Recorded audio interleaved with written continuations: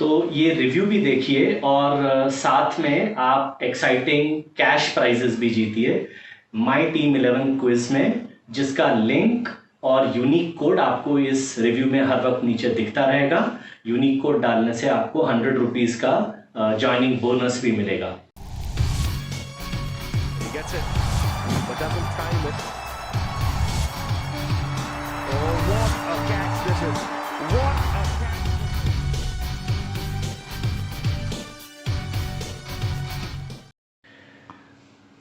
My team 11 the forgotten pot boilers के episode में आपका स्वागत है।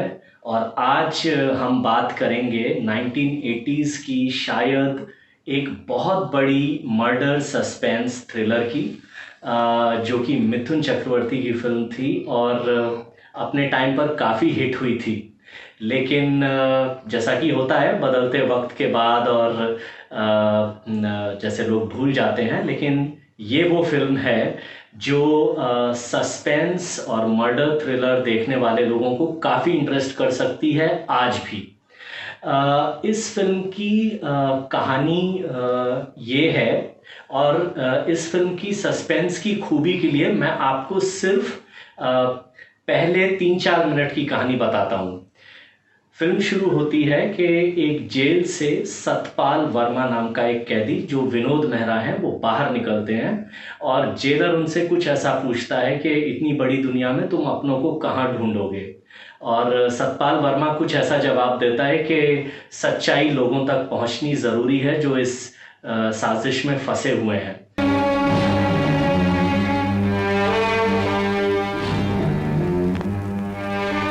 इतनी बड़ी दुनिया है, कहाँ जाओगे सतपाल?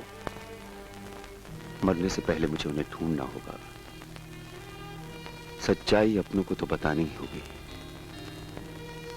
वो शायद समझ रहे होंगे कि मैं मर चुका हूं।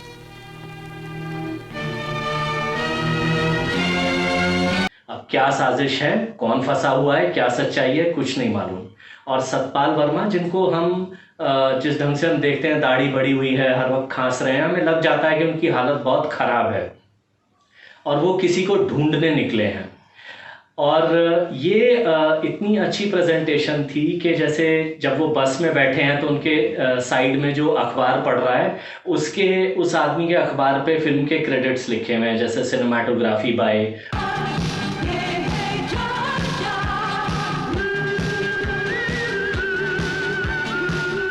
वो बस से उतरे हैं तो जहाँ बस स्टॉप पर आमतौर पर बस स्टैंड का नाम लिखा होता है, वहाँ पे भी फिल्म के क्रेडिट्स लिखे हुए हैं। ऐसी बड़ी दिलचस्प ढंग की इसकी स्टाइलिंग और क्रेडिट भी थी। खैर, घूमते घूमते, किसी को ढूंढते ढूंढते सतपाल वर्मा का ये कैरेक्टर एक रेड लाइट एरिया में पहुंचता है और वहाँ वो एक खास गाना सुनता है और उस गाने को पहचानकर वो उस कोठे पर पहुंचता है जहाँ रेखा का कैरेक्टर मीनाबाई नाम की एक मुजरे वाली है।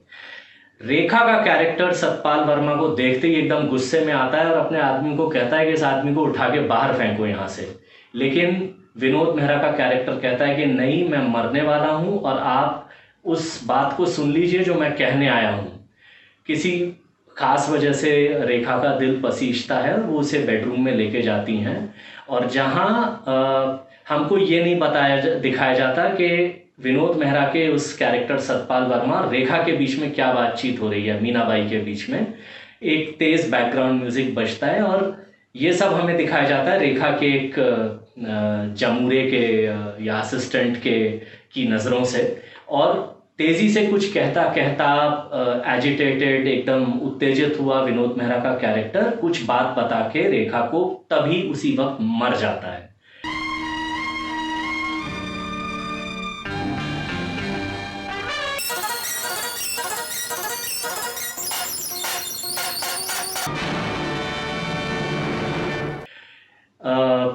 इसके बाद रेखा तुरंत किसी को ढूंढने निकलती हैं और वो ढूंढ लेती हैं मिथुन चक्रवर्ती के परिवार को। वो क्यों ढूंढती हैं? अगर आप उन लोगों में से हैं जिन्होंने ये फिल्म नहीं देखी और देखने बैठेंगे तो अब मैं आपका सस्पेंस खत्म नहीं करूंगा। जब वो मिथुन को ढूंढ लेती हैं रेखा, तो ये मीनाबाई का कैरेक्टर वापस अपने कोठे पे आता है, सारे कोठे को आग लगाकर और कैश और नकदी लेकर चला जाता है।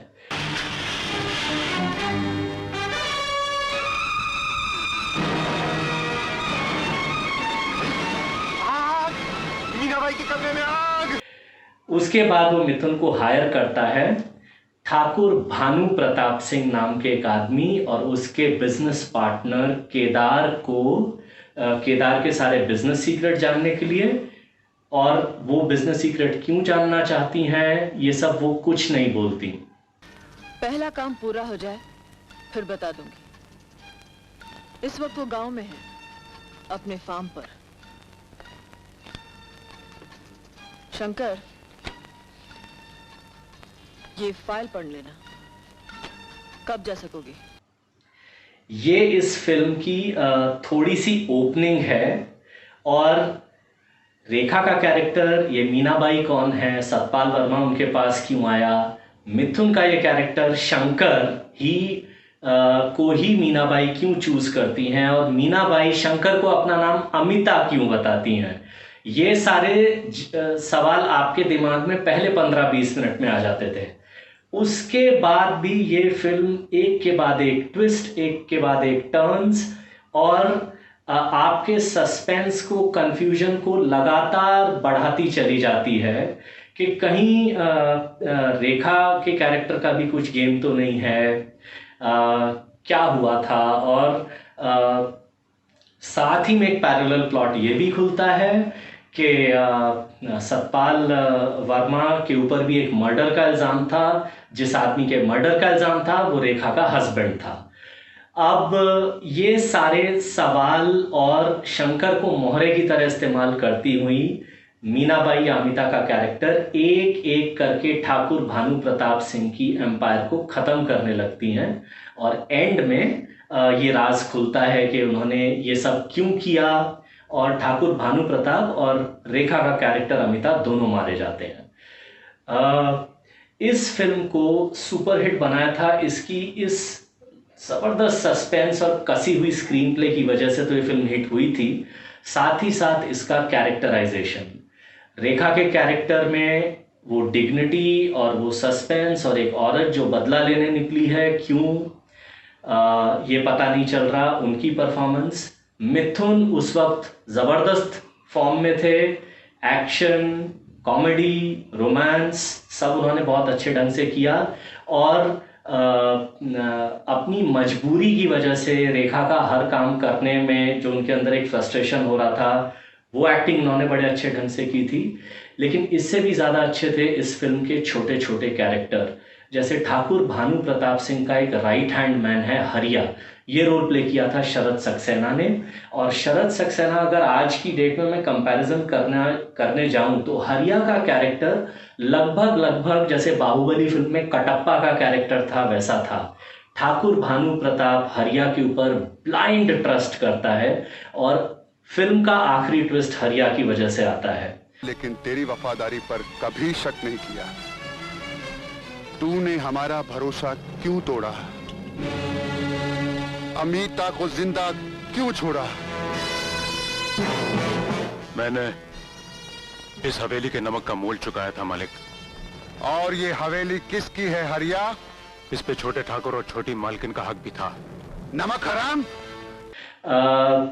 और हरिया और मिथुन के बीच में भी चूहे बिल्ली का खेल चलता है, जो हमें लगता है कि हरिया को सिर्फ इस बात की जलन है कि मिथुन धीरे धीरे ठाकुर भानु प्रताप के ज़्यादा पास आ रहा है, लेकिन असल में हरिया का क्या ऑब्जेक्टिव है ये भी बाद में ही खुलता है। इस फिल्म का ये जो ताना बाना था और बहुत ही सही नाम लगाया डायरेक्टर उमेश मेहरा ने, जाल। तो ये फिल्म इस वजह से भी काफ़ी देखने लायक और बहुत बड़ी हिट हुई थी। आज भी मैं जो कह रहा हूँ अगर आप देखेंगे तो आपको बहुत पसंद आएगी। इस फिल्म को हिट बनाने का एक और बड़ा रीज़न था अन्नू मलिक का म्यूज़िक। ये अलग है कि अन्नू मलिक बदनाम हो गए कि कॉपी करते हैं जो भी, लेकिन इस फिल्म का एक एक गाना, जैसे तू मोरनी जंगल की, या जल परी कोई, या मैं हूँ दुल्हन एक रात की, ये सारे गाने बहुत ज़बरदस्त हिट हुए थे। लेकिन सिर्फ गाने नहीं, इस फिल्म की जो सस्पेंस का जो एक थीम म्यूज़िक अन्नू मलिक ने बनाया था, अगर आप नेटफ्लिक्स पे मूवी है, आप हेडफोन लगा के अगर आप इसे देखें तो इस फिल्म का बैकग्राउंड म्यूज़िक आज लगभग 32-35 साल बाद आपको बहुत पसंद आएगा। कुल मिलाकर एक जबरदस्त सस्पेंस थ्रिलर मूवी जो शायद चीख चीख के आज भी ये कह रही है कि उसका रीमेक भी होना चाहिए। इस लॉकडाउन के टाइम पे आप इस फिल्म को देखिए, यकीनन आपको एक पैसा वसूल 3.5-4 स्टार की फिल्म लगेगी।